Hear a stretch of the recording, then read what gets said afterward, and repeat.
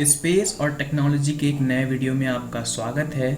आज हम बात करेंगे बूस्टर नंबर 3 से रिलेटेड कुछ अपडेट्स पर और साथ ही साथ स्टारशिप मिशन के बारे में थोड़ा सा डिस्कस करेंगे। उसके बाद हम नासा के ओरियन स्पेसक्राफ्ट से रिलेटेड जो न्यूज़ निकल कर सामने आ रही है उसके बारे में भी डिस्कस करेंगे। इन सब के अलावा रशिया ने इंटरनेशनल स्पेस स्टेशन के लिए जो फ्लाइट शेड्यूल की है उसके बारे में भी चर्चा करेंगे।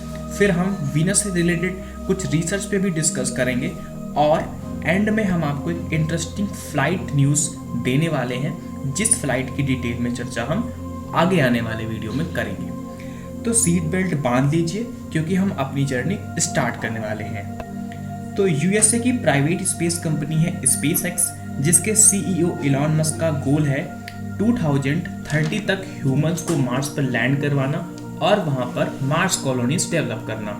जाहिर सी बात है कि इतने बड़े स्पेस प्रोजेक्ट के लिए एक रियूजेबल, हैवी और एडवांस स्पेसशिप की जरूरत पड़ने वाली है। तो जो सिस्टम फ्यूचर्स मार्स मिशन के लिए यूज किया जाएगा वो होगा स्टारशिप सिस्टम। इसके कई प्रोटोटाइप्स हैं और कई अंडर डेवलपमेंट स्टेज में भी हैं। इन सब की डिटेल में चर्चा हम एक सेपरेट वीडियो में करेंगे।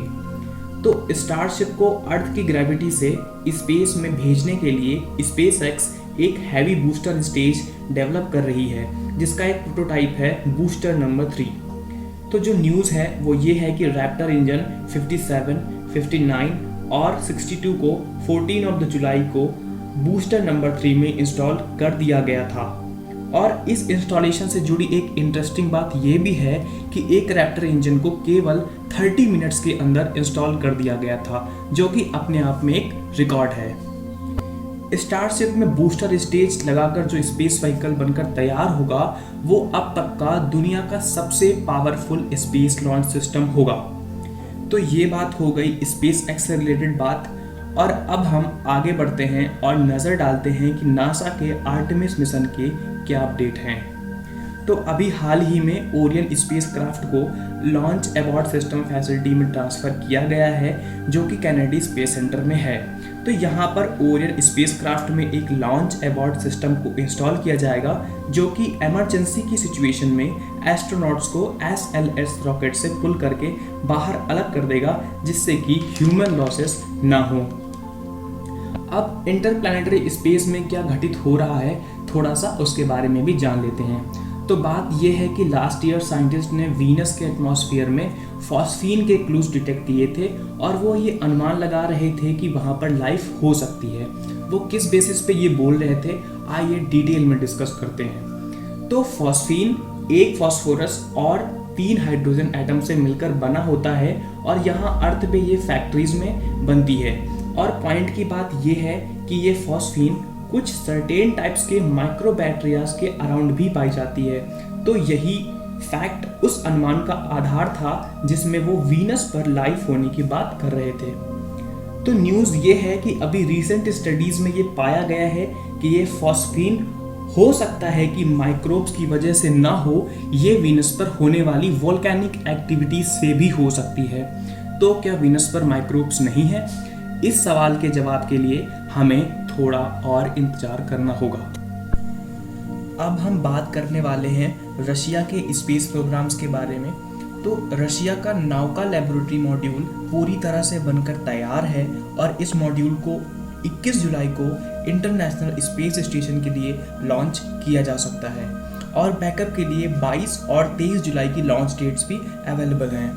रशियन स्पेस एजेंसी रॉस्कोमॉस ने ये कहा है कि इंटरनेशनल स्पेस स्टेशन के लिए ये नया module proton M carrier rocket से लॉन्च किया जाएगा और ये launch Baikonur cosmodrome launch site से होगा जो कि कजाकिस्तान में स्थित है। नौका मॉड्यूल इंटरनेशनल स्पेस स्टेशन तक की अपनी फ्लाइट के लिए तकरीबन 8 दिन का वक्त लेगा और फिर रशिया के जेवेडा सर्विस मॉड्यूल के नादिर पोर्ट पर डॉक किया जाएगा। और उधर इंटरनेशनल स्पेस स्टेशन से Russian progress MS-16 cargo vehicle, जिसको प्रोग्रेस 77 भी कहा जाता है, को 23 जुलाई को अनडॉक किया जाएगा।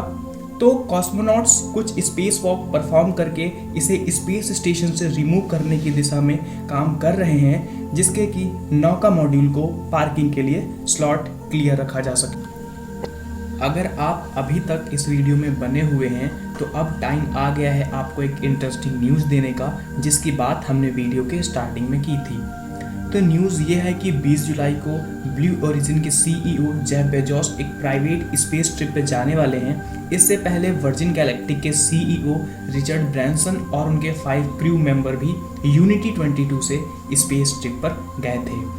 तो ये फ्लाइट 20 जुलाई को ब्लू ओरिजिन के रॉकेट न्यू शेपर्ड से लॉन्च होगी और इस फ्लाइट के बारे में डिटेल में चर्चा हम आगे आने वाले वीडियो में भी करेंगे। तो इसके साथ ही इस वीडियो को एंड करते हैं और मिलते हैं नेक्स्ट वीडियो में। तब तक के लिए अपना ख्याल रखिए।